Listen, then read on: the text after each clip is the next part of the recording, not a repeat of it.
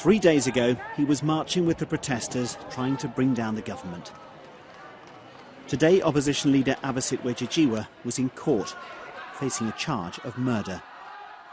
And that was for ordering the use of lethal force against protesters trying to bring down his government when he was Prime Minister 3.5 years ago.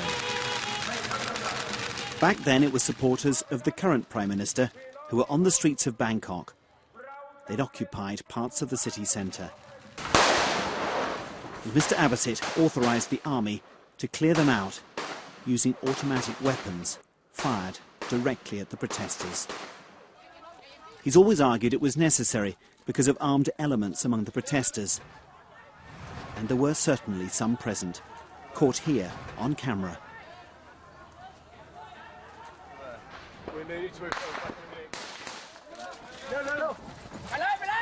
But most of their weapons were improvised.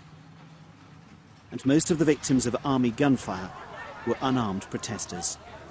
We've had a month of protests here without any violence because protesters have been unarmed. The only violence that erupted at first was because the government brought in the red shirts, their supporters.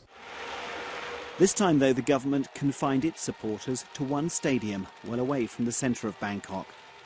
And when clashes occurred here, stopped its supporters from holding any rallies. Today's anti-government movement is still holding out, unmoved by the Prime Minister's offer this week of an election.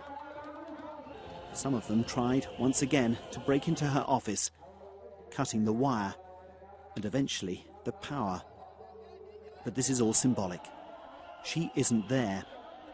And for all their talk of establishing a rival administration, they're still a long way from their goal of restructuring Thailand's political system, although their actions have certainly weakened it.